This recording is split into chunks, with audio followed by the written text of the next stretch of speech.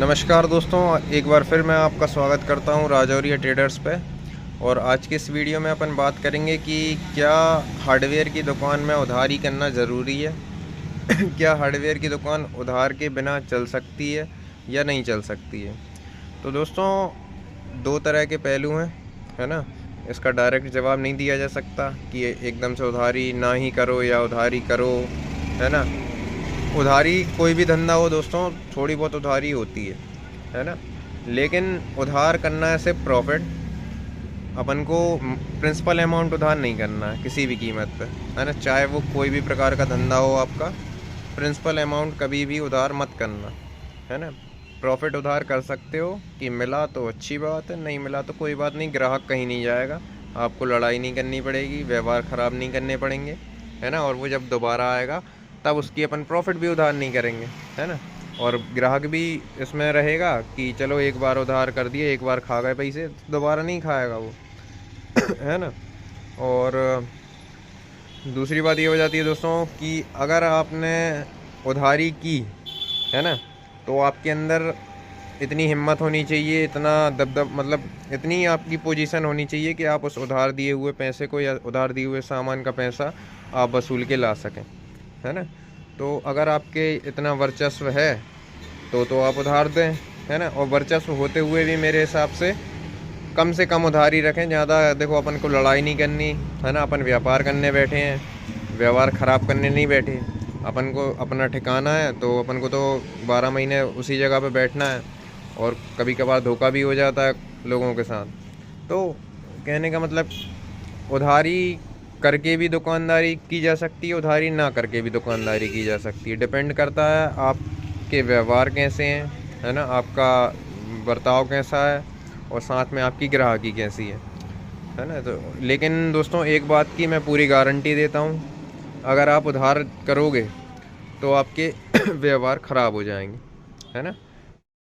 दोस्तों, सामने वाला उधार जो सामान ले जाएगा ना, वो टाइम पे पेमेंट कभी किसी हाल में नहीं करेगा, है ना।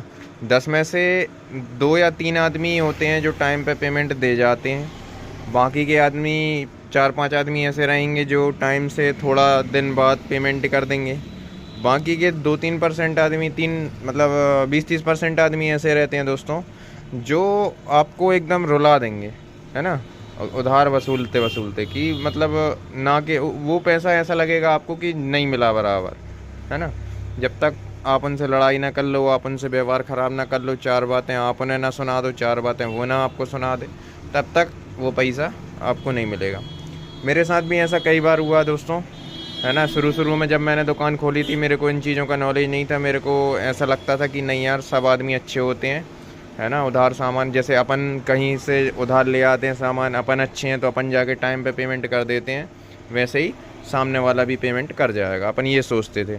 लेकिन दोस्तों, जैसा मेरा अनुभव रहा है ना, पिछले 5-6 सालों में, आदमियों ने सामान उधार लेते वक्त तो हाथ पैर जोड़े, है ना, भैया भैया करके बात करते। बाकी जब मैं पेमेंट वसूलने के लिए जाता ना वसूली पे, कि भैया हाथ, मैं भी हाथ जोड़ के ही मंगाता पेमेंट, कभी चाहे वो गरीब आदमी हो, चाहे छोटा आदमी हो, चाहे बड़ा आदमी हो, चाहे अमीर आदमी हो, कैसा भी हो, मैं सबसे बहुत प्रेम भाव से पैसे मांगने जाता हूँ कि भैया वो आप ये सामान ले गए थे और इतना इतना पेमेंट बन रहा था, आप पेमेंट कर देते, है ना। काफ़ी टाइम हो गया और मेरे को भी सामने माल के पेमेंट करना है, तो आप पेमेंट कर दीजिए।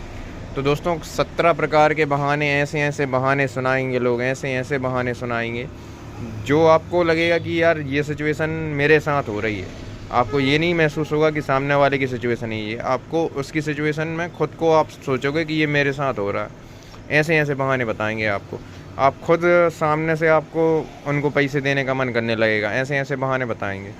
और दोस्तों, अगर एक समय आप फ्रस्ट्रेटेड हो जाते हैं कि नहीं यार, मैं कई बार आपके बहाने सुन चुका हूँ, है ना, हर बार जाते हैं, हर बार नया बहाना, तो दोस्तों फिर लड़ाई का माहौल बन जाता है। आपके मुंह से भी कोई गलत बात निकल जाएगी जो सामने वाले के से बर्दाश्त नहीं होगी, और सामने वाले के मुंह से भी फिर गलत बातें निकलेंगी जो शायद आप पे बर्दाश्त ना हो। तो इससे अच्छा होता है दोस्तों कि उधार ना ही करें, है ना। टोटल क्रेडिट बंद कर दें।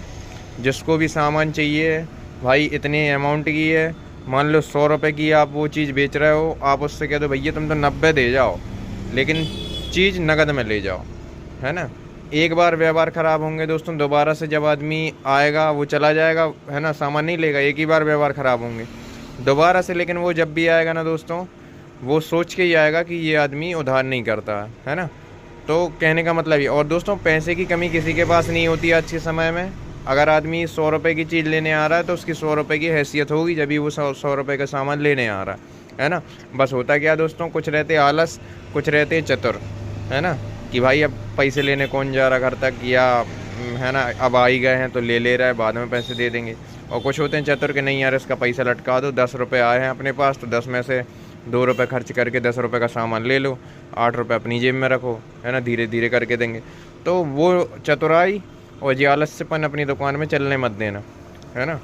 क्योंकि आप तो सीधा बोल देना कि भैया यार उधारी कर नहीं सकते, मेरा पूरा, है ना, लोन का पैसा है और मेरे को टाइम टू टाइम किस्त किराए देने पड़ते हैं और पूरा हिसाब भी देना पड़ता है घर वालों को। ऐसे कोई भी किसी भी तरह का कोई भी बहाना दे के, ताकि सामने वाले को भी बुरा ना लगे और उधारी भी ना हो, है ना। कोई भी बहाना दे के, देखो अपन व्यापार करने बैठे हैं, अपन बहाना दे सकते हैं, है ना, लेकिन अगर आप वसूली करने जाओगे तो फिर ग्राहक बहाने देगा, है ना। और ग्राहक के बहाने आपको बर्दाश्त नहीं होंगे, क्योंकि आप हराम का मंगाने तो जा नहीं रहे हो, आप तो मेहनत का मंगाने जा रहे हो, है ना। तो उसमें फिर नाटक होता है। कई बार दोस्तों होता क्या है कि मान के चलो ये पेंट का डिब्बा है ना, वाइट कलर का 1 लीटर का पेंट है ये, है ना, ऑयल पेंट। इस पर MRP डली है दोस्तों 480, और यही चीज़ अगर मैं 380 या 350 में ग्राहक को देता हूँ ना दोस्तों उधार, तो आज तो वो खुश होकर ले जाएगा कि यार 480 की चीज़ 380 350 में दे दी। लेकिन दोस्तों जब आप उधार वसूलने जाओगे ना, पैसे मांगने जाओगे, वो पता क्या बोलेगा, वो बोलेगा अरे बाज़ार में तो 250 रुपये का मिलता है, तुमने 350 जोड़ रखे हैं, है ना, 350 लिख रखे हैं, बाज़ार में 200 250 रुपये का मिलता है ना। ये बहाने देगा जबकि मिलता नहीं है, लेकिन उसके पास एक बहाना बन जाएगा पैसे ना देने के लिए, या उसको महसूस होगा कि यार सामने वाला घर पे आया, मेरी बेइज्जती हो रही, तो अब सामने वाले की भी बेइज्जती मैं कर दूं। ग्राहक ये सोचता है ना। तो इन चीज़ों से बचने का एक ही उपाय है, एक बोर्ड लगा दो अपनी दुकान पे। मैं भी एक बोर्ड यहाँ पे लगाने वाला हूँ सामने ही, है ना, जहाँ पे ये ब्लेड टंगी हुई ना, यहाँ पे मैं ब्लेड हटा के ब्लेड को कहीं और लगाऊंगा, और यहाँ पे मैं एक बोर्ड लगाने वाला हूँ कि आज नगद कल उधार। उधार का तो मैं लिखूँगा ही नहीं, कल उधार क्या, सिर्फ नगद में व्यापार किया जाएगा। उधारी की गुंजाइश नहीं है, उधारी की आप लोग एक्सपेक्टेशन ना करें, है ना। तो ये चीज़ अपने व्यापार में आप लोग ध्यान रखें दोस्तों।